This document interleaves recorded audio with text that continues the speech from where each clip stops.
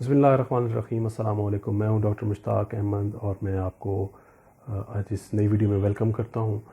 हमारा ये आज का प्रोग्राम डायबिटीज़ ट्रीटमेंट की सीरीज़ के हवाले से एक नई वीडियो है। इससे पहले हमने बात की थी कि जो शुगर के मरीज़ हैं उनके लिए कौन से विटामिन्स जो हैं वो फ़ायदेमंद हैं। उस पर हमने बात की थी विटामिन बी कम्प्लेक्स पे, और इसके अलावा हमने बात की थी विटामिन डी पे।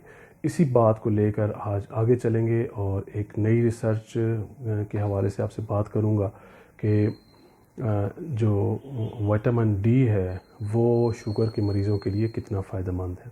नाज़रीन, कुछ अर्सा पहले एक रिसर्च हुई है अमेरिकन डायबिटीज़ एसोसिएशन की तरफ से। एक पेपर जो है वो शाया हुआ था, जिस पेपर में ये बताया गया था कि विटामिन डी जो है वो इंसुलिन बनाने वाले जो गदूद हैं, जो सेल्स हैं, उन पे कितना एक असर डालता है और उसको दोबारा जो है रीजनरेट, उन सेल्स को रीजनरेट करने में कितना अहम किरदार अदा करता है। और इंसुलिन बनाने का जो अमल है जो कि शुगर के मरीज़ों में कम हो जाता है, वो क्या दोबारा से जो है वो वापस अपनी पहले वाली हालत पे आ सकता है। तो इस हवाले से रिसर्च की गई है।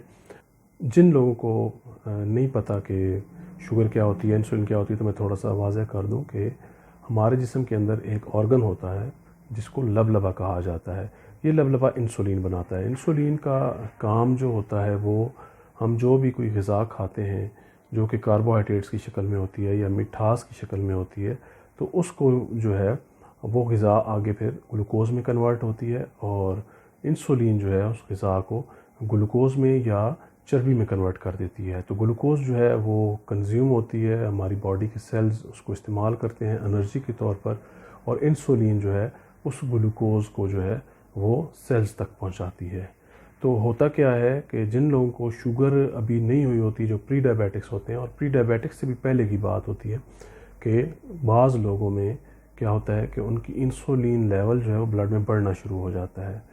ये एक निशानी होती है कि मुस्तकबिल में ऐसे मरीज़ को शुगर हो सकती है। उसकी एक वजह है जिसको कि इंसुलिन रेजिस्टेंस कहा जाता है। उस पर इंशाल्लाह मेरी आने वाली वीडियो जो है इसी पे होगी कि इंसुलिन रेजिस्टेंस क्या है और इसको कैसे ठीक किया जा सकता है।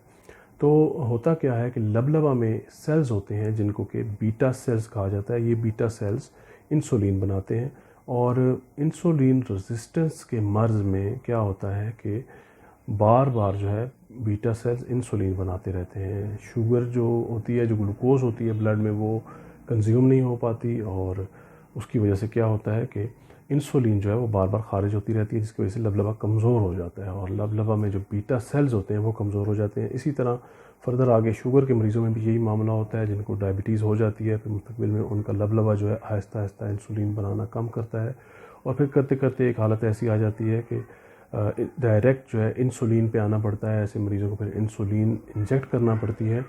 ये इंसुलिन जो है जानवरों के लबलबे से हासिल की जाती है और इसके ज़रिए से शुगर को कंट्रोल किया जाता है।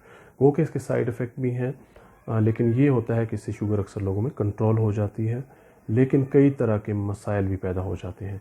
तो इंसुलिन बनने का जो अमल है वो जब कम हो जाता है तो बीटा सेल्स जो हैं वो कमज़ोर पड़ जाते हैं।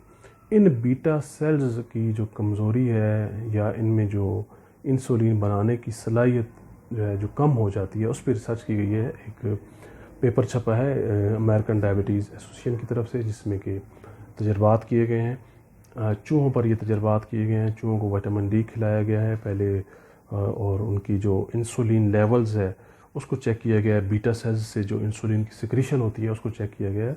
उससे ये बात सामने आई है कि विटामिन डी जो है ये इंसुलिन बनाने वाले जो खुलियात हैं उनको दोबारा से फ़ाल करता है। यानी जिन लोगों में इंसुलिन बनना कम हो गई है उनमें उनको ये दोबारा जो है इंसुलिन बनाने की जो सलाहियत है उसको बढ़ाता है। ये तकरीबन 70 से 20% तक इसका रिज़ल्ट सामने आया है जो विटामिन डी इस्तेमाल करवाया गया, और उसके बाद 17 से 20% तक उन सेल्स की, जिनको कि बीटा सेल्स कहा जाता है, उनमें सलाहियत इंसुलिन बनाने की बढ़ गई।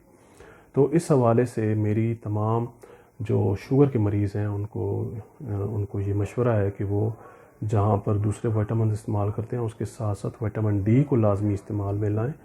और विटामिन डी को हासिल करने का एक इंतहाई सस्ता ज़रिया धूप भी है। आप रोज़ाना जितने भी शुगर के मरीज़ हैं वो रोज़ाना कम से कम आधे घंटे से 1 घंटा तक धूप लगवाया करें। धूप लगवाने का जो बेहतरीन टाइम होता है वो सुबह जो है 8 से 9-10 बजे तक का टाइम होता है, या फिर आप दिन को अगर लगवाना चाहते हैं तो 4 से 5 के दरमियान जो है वो आप धूप लगवा सकते हैं, क्योंकि दिन के टाइम पे अल्ट्रा वायलेट रेस तेज़ होती हैं। उम्मीद करता हूँ ये वीडियो आपको पसंद आई होगी। वीडियो अगर अच्छी लगे तो इसको लाइक और शेयर ज़रूर कीजिएगा, और अगर आप कोई भी मुझसे सवाल पूछना चाहते हैं इस वीडियो के हवाले से तो नीचे आप कमेंट में मुझसे पूछ सकते हैं। अगर आपने अभी तक मेरा चैनल सब्सक्राइब नहीं किया तो मेरे चैनल को सब्सक्राइब करें और इसके साथ लगे बेल आइकॉन को प्रेस करें, ताकि आपको हर आने वाली वीडियो जो है वो बर वक्त मिल सके।